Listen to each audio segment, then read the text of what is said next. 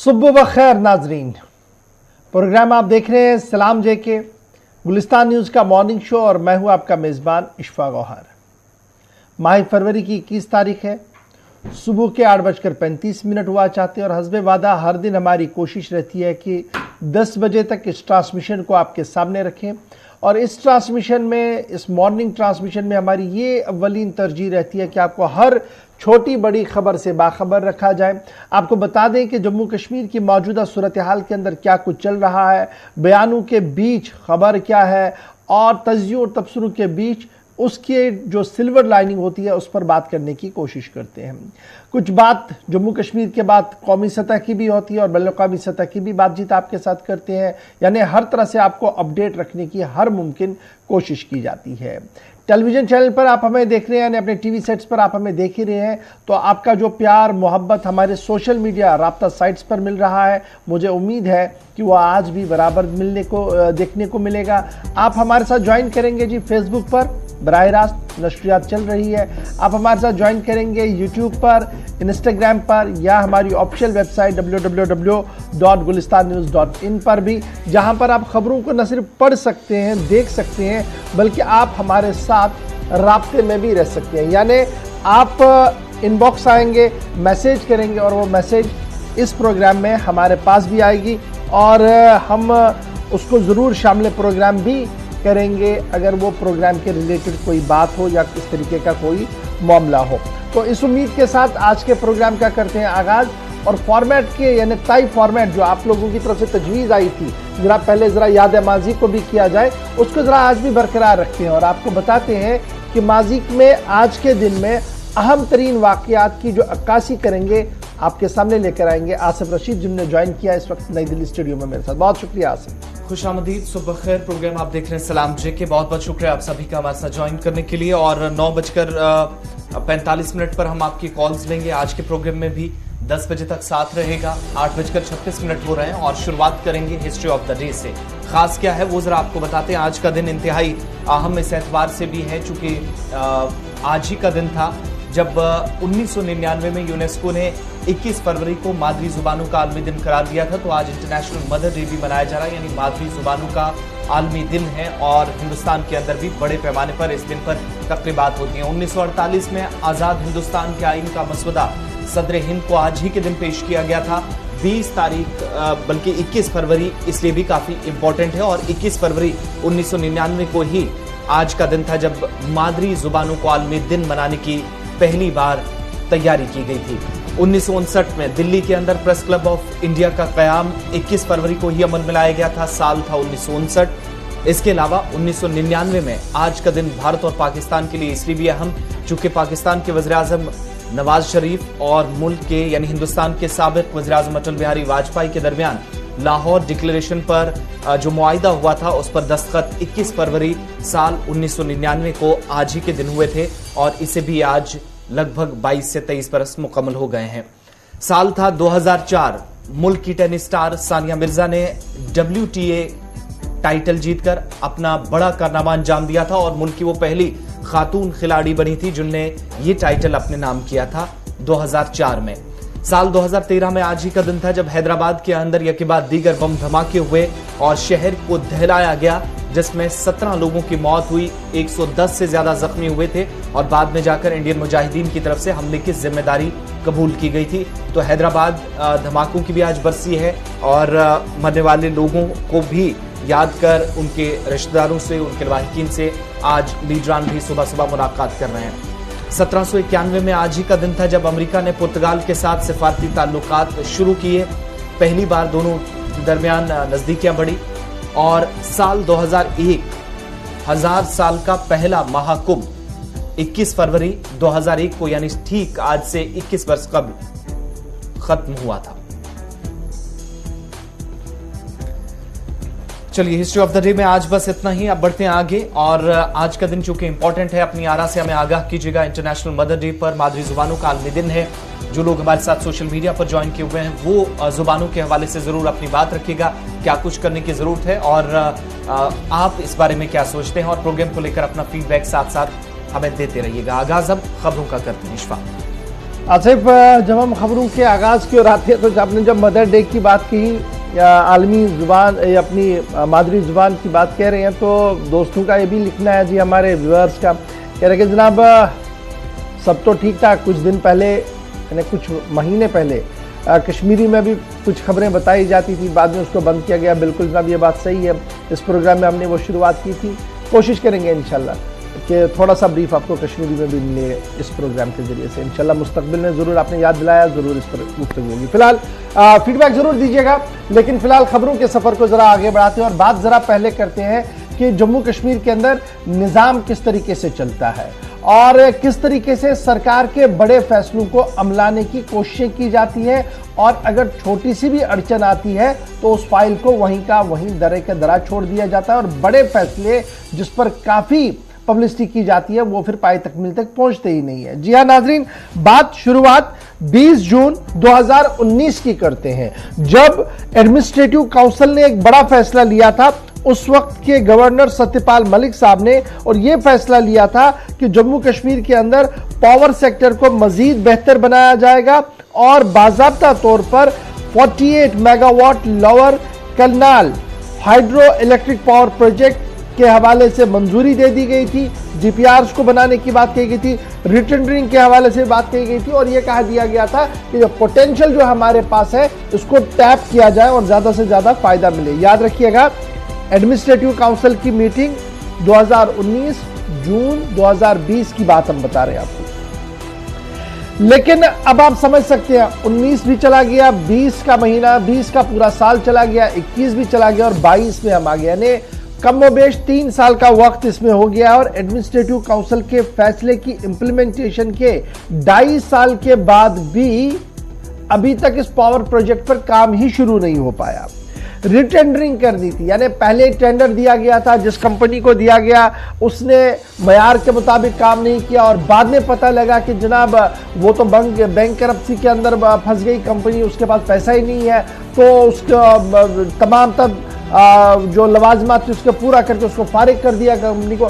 उसके बाद उसको रिटेंडर करना था, क्योंकि डीपीआर बना था, थोड़ा सा काम हुआ था, उस काम को मजीद आगे बढ़ाना था, डिपार्टमेंट को इसमें रिटेंडर करना था। लेकिन 2.5 साल के वक्फे के दौरान पीडीसी ने अभी तक भी इस पर कोई बड़ा काम नहीं किया है। अब ये सोच रहे होंगे जनाब ये मामला कहाँ का है, तो याद रखिएगा हमारा सबसे ज्यादा पोटेंशियल जो टैप हो सकता है वो डोडा और किश्तवाड़ के अंदर हो सकता है, और ये पावर प्रोजेक्ट जिस पर 2.5 साल से रिटेंडरिंग का काम नहीं हुआ, ये भी डोडा का ही प्रोजेक्ट है। हाइड्रो इलेक्ट्रिक प्रोजेक्ट जो डोडा के अंदर थे, लोअर कलानी, इस पर काम होना था। रिटेंडरिंग के लिए अभी तक भी हुकूमत ने न कोई फैसला लिया और ना ही इंतजामिया कोई फैसला ले पा रही है कि कब इस पर काम शुरू होगा, कितनी मुद्दत के अंदर इसमें काम मुकम्मल किया जाएगा। लेकिन जब पहला डिसीजन आया था तो उस वक्त बड़े इश्तिहार जरूर चलाए गए थे, दिखाए गए थे अखबारों के अंदर, जिसमें कहा गया था कि जनाब एक संग मील हमने आज डाल दी है, एक फाउंडेशन स्टोन हमने डाल दी है इस अजीम मंसूबे की, जिससे न सिर्फ डोडा को फायदा मिलेगा बल्कि रियासत की इक्तिसादियात को भी कहीं ना कहीं फायदा मिल सकता है। अब जो हमारे पास इतलात है वो ये है कि पावर डेवलपमेंट डिपार्टमेंट फिलहाल इंप्लीमेंट जो एडमिनिस्ट्रेटिव काउंसिल का डिसीजन करना था कि रिटेंडरिंग करनी थी 48 मेगावाट पावर प्रोजेक्ट को, हाइड्रो पावर प्रोजेक्ट को डोडा के अंदर, उसमें 2.5 साल का वक्फा हुआ है, अभी तक वो नाकाम हुई है। एक पार्ट इस खबर का ये है। दूसरा पार्ट मैंने आपको पहले ही बताया कि जून का महीना था, 20 तारीख की 2019 में सत्यपाल मलिक साहब ने इसको रिटेंडरिंग के लिए अलाउ किया था, तो अब से लेकर इतना वक्त हो गया है। तीसरी बात इसमें यह भी जो हमें इतलात आ रही है वो ये भी आ रही है कि जनाब चूंकि अब पावर कॉरपोरेशन है तो कॉरपोरेशन का अभी भी मानना कि जनाब 5 से 6 महीने का वक्त लग सकता है, उसके बाद ही हम कोई बात बता पाएंगे। यानी रिटेंडरिंग का सिलसिला शायद अभी फाइलों तक ही महदूद है, इसमें आगे की कोई कहानी नहीं है, और वक्त जो टारगेट इसका था उस टारगेट लेवल से भी हम ऊपर चले जा रहे हैं। तो ये है जनाब हाईएस्ट लेवल पर जब डिसीजन लिया जाता है। यानी आज जो गवर्नर एलजी साहब हैं, उससे पहले एक एलजी साहब थे, उससे पहले गवर्नर साहब थे, तो ये जब गवर्नर हाउस के डिसीजन को भी इंप्लीमेंट करने में 2.5 से 3 साल का वक्त लगेगा, तो आम आदमी किस तरीके से एक्सपेक्ट करेगा कि उसके मसले का हल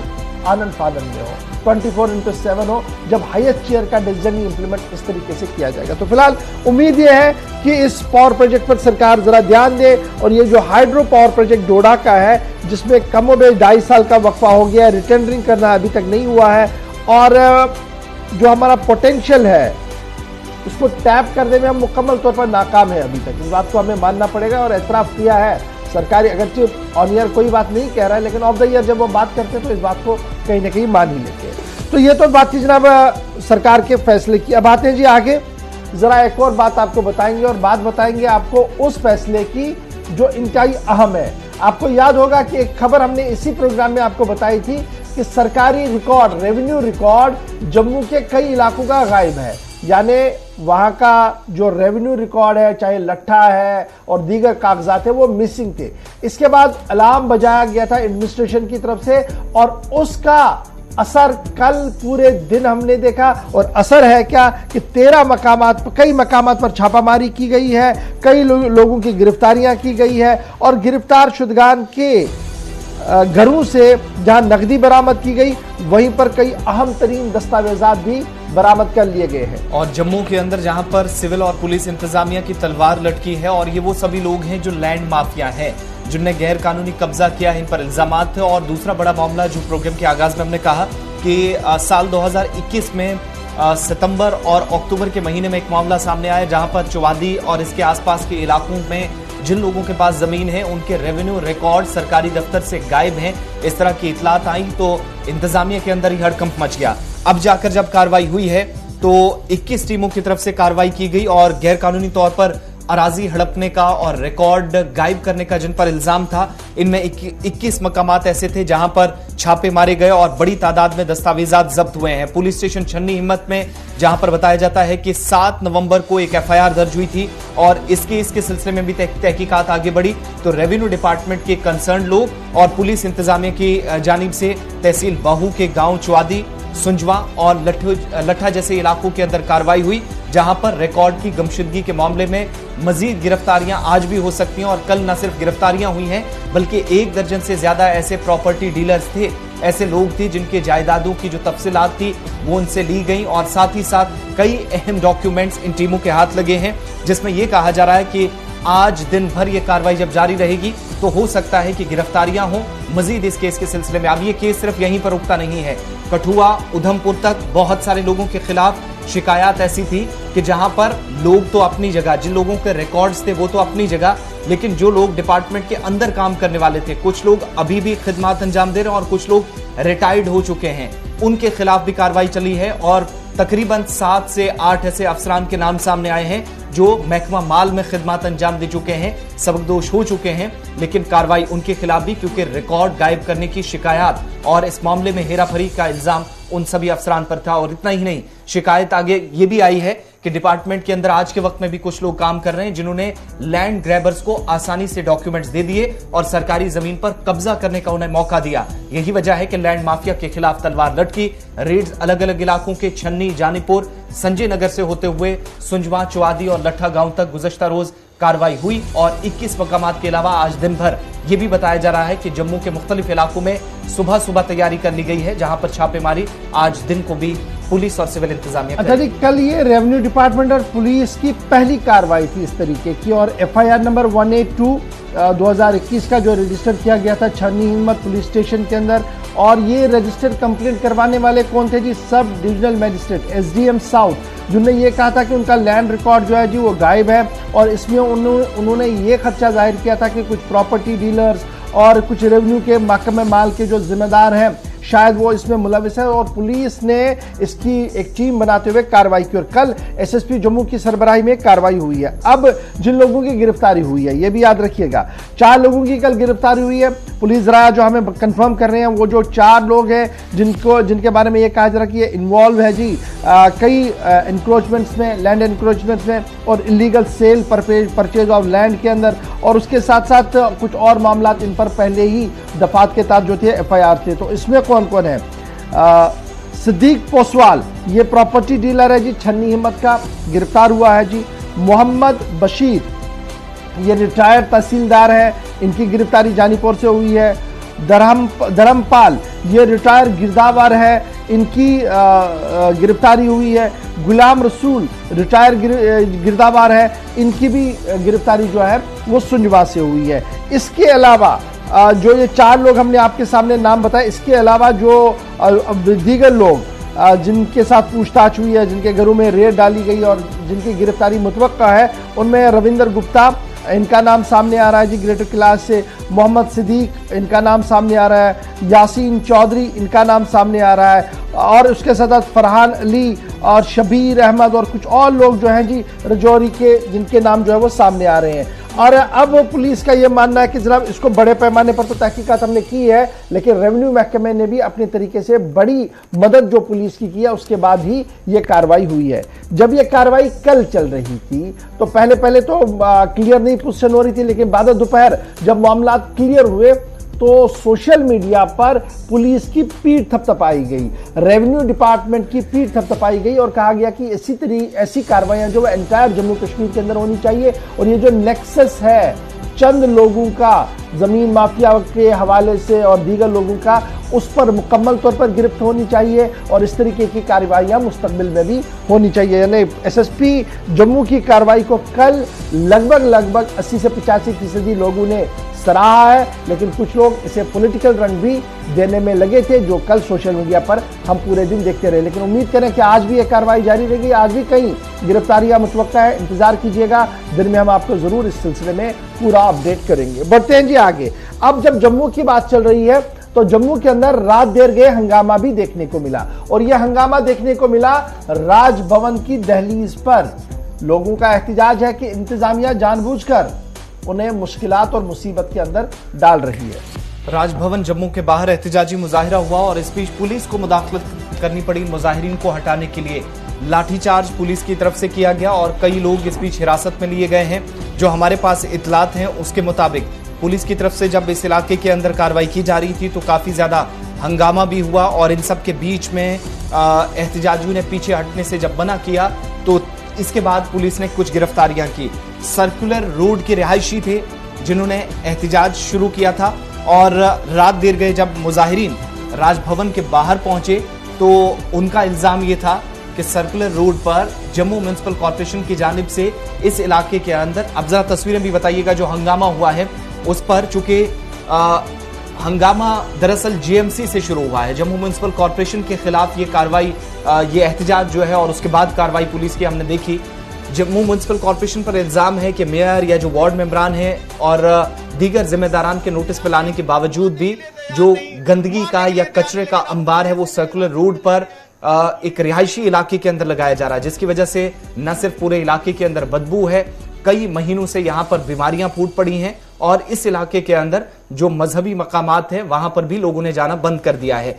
गुस्सा काफी ज्यादा था, जिसके बाद पुलिस के साथ तू मैं हुई और ये राजभवन के बाहर की तस्वीरें पुलिस ने पहले समझाने की कोशिश की लेकिन बात नहीं बनी, जिसके बाद लाठीचार्ज हुआ, कई लोग हिरासत में लिए गए पुलिस की तरफ से और यहां तक कि इसके बाद पुलिस की तरफ से जो सहाफी थे उनको भी कवरेज से रोका गया, ये कहकर कि ये सिक्योरिटी जोन है, यहां पर कवरेज नहीं की जा सकती। और हंगामा इस कदर बरपा था कि तकरीबन 3 से 3:30 बजे तक इलाके के अंदर सिक्योरिटी काफी सख्त करनी पड़ी। सर्कुलर रोड के रिहायशियों की मांग है कि डंपिंग यार्ड जिसे उनके इलाके के अंदर बनाया गया है उसको हटाया जाए और फौरी तौर पर इन लोगों की मांग जो पिछले 6 से 7 महीनों से है वो अब कम से कम मानी जानी चाहिए। एक बात बोलूं ना, एक बात बोलूं, मैं छोटी सी बात बोल रहा हूं तो एडमिनिस्ट्रेशन के डिग्निटी सर, वोटिंग तो सर 2 मिनट वोटिंग तो हम करते हैं सर। मैं आपको जब वोट ले रहे हो हिंदुस्तान में तो लेकर जो है ये भूख हड़ताल पर बैठे थे लेकिन मानने के लिए तैयार नहीं। आपने देखा होगा कि वो राजभवन के बाहर बैठे थे, उनको अपने सुनिए प्रदर्शन करने के लिए एक जगह है, वहीं उनको प्रदर्शन करा। ये प्लीज डोंट कवर इट। तो आप देखिए पुलिस सर अभी तक तो 2 लड़कों। चलिए राजभवन बाहर की तस्वीरें जहां पर पुलिस की तरफ से हवाला दिया गया कि वो एहतिजाज इस मकाम पर नहीं कर सकते और लोगों की तरफ से गुस्सा जम्मू म्युनिसिपल कॉर्पोरेशन के खिलाफ कि मेयर के नोटिस में चीजें लाई गई है, लेकिन मेयर का दफ्तर बार बार बंद होता है और ऐसे में जब वो जाते हैं तब उन्हें सिर्फ कुछ अगर हासिल होता है तो वो यकीन दहानियां हैं। नहीं, एक चीज बड़ी इंपॉर्टेंट है जो मैं पुलिस का सुन रहा था कि जनाब ये हाइपर सेंसिटिव जोन है, बिल्कुल गवर्नर हाउस एक हाई सिक्योरिटी जोन रहता है और वहां पर सिक्योरिटी ब्रीच का इन दोनों बिल्कुल भी इस तरीके की इजाजत तो देनी नहीं चाहिए। लेकिन अगर फिर भी मुजाहिरीन वहां पहुंचे और उसके बाद पुलिस की मज़ाहमत हुई है तो पुलिस ने लगभग अपना काम मुकम्मल किया है। लेकिन ज़रूर मुजाहिरीन को भी सोचना चाहिए कि हंगामा या एहतजाज जायज़ है जी कानून और आईन की रूह से, लेकिन वहीं पर जो सेट गाइडलाइंस और टर्म्स है वहाँ पर, और जो हाइपर सेंसिटिव जोन्स हमारे हैं वहाँ पर जब आप धरने प्रदर्शन के लिए जाएंगे और रात को जाएंगे तो हंगामा भी हो सकता है, मिसक्रेंट एलिमेंट्स कहीं पर भी कोई भी हो सकता है, जिसके बाद कुछ भी हो सकता था। तो इसका ज़रा एहतियात रखिएगा, जब भी आप एहतजाज करें तो इस चीज़ों का बड़ा ध्यान रखिएगा कि मैं जो करने जा रहा हूं इसका इफेक्ट हो और आफ्टर इफेक्ट क्या कुछ होने जा रहा है। बढ़ते हैं जी आगे, जरा बात भारत और पाकिस्तान की भी आपको बताते हैं। और भारत और पाकिस्तान के हवाले से अब कंफर्म खबर, पिछले 2 बार हमने आप जब खबर बताई थी हमने बताया कि हमारे जराया जी दफ्तर खारजा से बता रहे थे, पाकिस्तान से जो जराया थे वो हम आपके सामने रख रहे हैं। लेकिन अब तस्दीक के साथ ये खबर है कि भारत और पाकिस्तान के बीच मुज़ाकरात के लिए राह हमवार हो गई है। अगरचे पॉलिटिकल डायलॉग नहीं है, रूटीन वाली डायलॉग है, यानी जो हर साल होती है। इंडस वाटर कमीशन के मुज़ाकरात के हवाले से तारीखों का ऐलान कर दिया गया है। दोनों तरफ से मंदूबीन कौन होंगे उसकी भी फहरिस्त सामने आई है और यह साफ कर दिया गया है कि जनाब 28 फरवरी को दिल्ली से वागा के जरिए से पाकिस्तान के लिए रवाना होगा कमीशन, और पहली बार इस कमीशन के अंदर खवातीन अफसर भी शामिल होंगी। ये पहला मौका होगा जब खवातीन अफसर भी इस डेलीगेशन का हिस्सा होंगी। 28 फरवरी को ये वाघ अटारी से पाकिस्तान की ओर रवाना होंगे और 4 तारीख को ये वापस आएंगे। 10 अरकान पर मुश्तमिल भारतीय वफ़द पाकिस्तान का दौरा करने जा रहा है और जो मुकम्मल तौर पर इंडस वाटर कमीशन है उसकी 1 मार्च से 3 मार्च के दरमियान मुज़ाकरात होने हैं, मीटिंग्स होनी है पाकिस्तान के अंदर और जल शक्ति महकमे के जिम्मेदारों की तरफ से और दफ्तर खारजा जो है उनकी तरफ से इस बात की तस्दीक जो है वो कर दी गई है। एनुअल सालाना मीटिंग होती है परमानेंट कमीशन जो है इंडस वाटर कमीशन उनकी, और लास्ट टाइम आपको याद होगा कि मीटिंग्स किस तरीके से हुई है, किन मुद्दों पर हुई। तो फिलहाल भारत इस्लामाबाद और पाकिस्तान इस्लामाबाद के अंदर ये मीटिंग का सिलसिला जो है वो शुरू हो गया है और बाज़ाब्ता तौर पर दोनों जो ऑफिशियल्स हैं उन्होंने अपनी लिस्टें जो है वो सौंप दी है। प्रदीप कुमार सक्सेना इंडस वाटर कमीशन बराए Indus water commission for Indus water जो है वो इसकी सरबराही यहाँ से करेंगे और इस कमीशन के अंदर ख्वातीन अफसर भी इस बार शामिल होंगे, जबकि पाकिस्तान की तरफ से सईद महर अली शाह जो Pakistani commission for Indus water है वो इसकी शिरकत वो सरबराही करेंगे। लगातार वही पिछले 2-3 बार जब आपने नाम सुना होगा तो इन्हीं का सुना होगा। एजेंडा के अंदर क्या कुछ है ये बड़ा दिलचस्प है। पाकिस्तान की तरफ से एतराज़ किया गया है जी कई पावर प्रोजेक्टों का, जो पावर प्रोजेक्ट डोडा और किश्तवाड़ के अंदर ज़ेर तामीर है और भारत सरकार की तरफ से लगातार उसकी वजाहत दे दी गई है साबिका मीटिंग्स के अंदर भी, और इस बार भी जो सवाल पिछली बार उठाए गए थे उनका तहरीरी जवाब भारत की तरफ से पहले भी सौंप दिया गया था, अब भी है। और ये जो पावर प्रोजेक्ट जिन पर एतराज़ है वो है पकुलडुल 1000 मेगावाट का, लवर कियानी जो हमने अभी आपको बताया कि इस पर रिटेंडरिंग होनी है 48 मेगावाट का, इस पर भी है। कीरू 64 मेगावाट जो चिनाब बेस पर बना हुआ है जम्मू कश्मीर के अंदर, ये छोटे छोटे पावर प्रोजेक्ट्स हैं जी, इनको लेकर जो है वो मामला तय नहीं हो पा रहा है। पाकिस्तान लगातार जो है वो एतराज़ उठा रहा है। इसके साथ साथ ये भी माना जा रहा है कि इंडस वाटर कमीशन जो दोनों मुल्कों के दरमियान 1960 में दस्तखत हुई थी उसके तहत पानी की तकसीम कारी के मामले को लेकर पाकिस्तान को कुछ और एतराज़ात हैं जिसके लिए थोड़ा सा इंतज़ार करना होगा। जब ये मीटिंग होगी उस दिन वो एतराज़ भी सामने आएंगे, लेकिन पाकिस्तानी ज़राया के मुताबिक कुछ और एतराज़ भी हैं इस बार। जो डैम बनाने का सिलसिला है, पानी को रोकने का सिलसिला है, उस पर काफ़ी एतराज़ पाकिस्तान को है, लेकिन भारत अपनी मौक़िफ़ को पहले ही आलमी बैंक के सामने भी पेश कर चुका है। जब ये मामला उनके पास भी सालसी के लिए गया था तो वहाँ पर भी ग्रीन सिग्नल जो है वो भारत को पहले ही मिल चुकी है।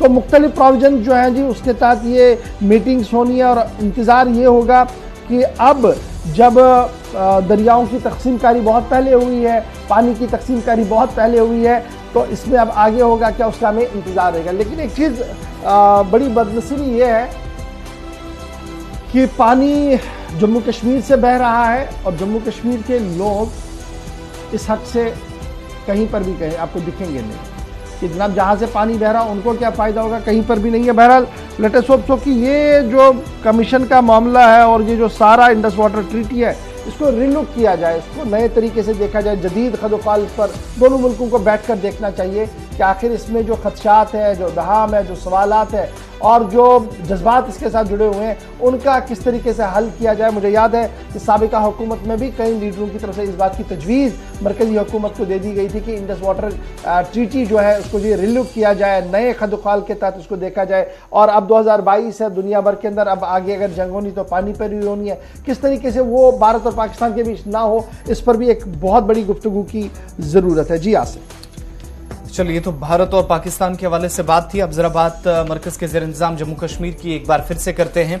चूंकि असेंबली इंतखाबात 5 रियासतों के अंदर चल रहे हैं, बल्कि कुछ हिस्सों के अंदर हो चुके हैं, जिनमें पंजाब, गोवा है और इसके बाद मिजोरम की बारी है। उत्तर प्रदेश के अंदर चल रहे हैं और पंजाब के अंदर फिलहाल जो हलचल थी वो थोड़ी सी कम हुई है। अब 10 मार्च का इंतजार होगा, लेकिन 10 मार्च के बाद जम्मू कश्मीर को लेकर के भी कुछ बड़े फैसले लिए जा सकते हैं। असेंबली इंतखाबात के जब नताइज इन बड़ी रियासतों से और दीगर इलाकों से आएंगे तो उसके बाद ये बताया जा रहा है कि जम्मू कश्मीर के मुतालिक कुछ अहम फैसले मरकज की तरफ से लिए जाएंगे और इनमें खुफिया रिपोर्ट जो वजारत दाखिला के सामने थी वो पहुंच चुकी हैं। जम्मू कश्मीर में इंटेलिजेंस इनपुट्स थी वो वजारत दाखिला के टेबल पर रखी गई हैं, जिसके बाद तरक्याती मंसूबों, सरमायाकारी, सियासी सूरत हाल, इक्तसादी और सलामती से मुतल्लिक कुछ बड़े फैसले अगले 3 से 4 हफ्तों के दौरान यूटी के लिए लिए जाएंगे। ये जी बड़ी दिलचस्प बात सामने आ रही है कि उत्तर प्रदेश के चुनाव चल रहे हैं और उत्तर प्रदेश के चुनावों का इख्तिताम यानी जब वो रिजल्ट सामने आएंगे उसके बाद जम्मू कश्मीर के अंदर हलचल बढ़ेगी। ये दिल्ली से जो हमारे ज़राए हैं वो ये बता रहे हैं और उनका मानना है कि इंटेलिजेंस रिपोर्ट को खंगालने के बाद वजारत दाखिला और वज़ीर-ए-आज़म का जो दफ्तर है उन्होंने इस बात का फैसला लिया है कि जो दूरियां अवाम और एडमिनिस्ट्रेशन के बीच बढ़ रही है इसको कम करने का फैसला लिया गया है। कैसे कम किया जाए इस पर एक हिकमत अमली को अडॉप्ट किया जा रहा है। तरक्याती मंसूबों को लेकर जो गहरे सवाल और बड़े सवाल अवाम के सामने हैं उनको हल करने की भी कोशिश की जाएगी। और सबसे बड़ी बात यह है कि पॉलिटिकल तगदाव और पॉलिटिकल दौड़ धूप जो है वो और ज़्यादा तेज़ होगी। सिर्फ इंतज़ार कीजिएगा उत्तर प्रदेश के चुनाव के नताइज आने का, उसके बाद कई अहम बड़े फैसले जम्मू कश्मीर को लेकर आएंगे। जी आने वाले दिनों के अंदर इस तरीके की बात जो है वो दिल्ली से सामने आ रही है। जो ज़राया हमारे दफ्तर खारजा या वजारत दाखिला या वज़ीर-ए-आज़म दफ्तर के हैं उन्होंने यकसर तौर पर इस बात की ओर इशारा किया है कि इंतज़ार हो रहा है कि उत्तर प्रदेश के अंदर चुनावी दंगल इख्तिताम हो, उसके बाद जम्मू कश्मीर पर कई अहम फैसले लिए जा सकते हैं। छोटे से ब्रेक का वक्त हो गया जी। यहाँ पर ब्रेक के उस पार आएंगे तो आपको बताएंगे कि वजारत दाखिला ने एक और बड़ा फैसला लिया है। वो फैसला है क्या, और आपको बताएंगे कि किस तरीके से तैयारियां हो रही हैं जम्मू के श्रीनगर के अंदर स्कूल खोलने के हवाले से। और भी कुछ मामलात हैं जिन पर आपके साथ हम गुफ्तगू करेंगे और आपको एम्स की भी बात बताएंगे। आपको अनंतनाग भी लिए चलेंगे जहां पर NIT की एक बड़ी जिम्मेदारी जो है वो सौंप दी गई है। एक एक करके ये सारी खबरें आपके सामने रखेंगे, बने रहिएगा हमारे साथ।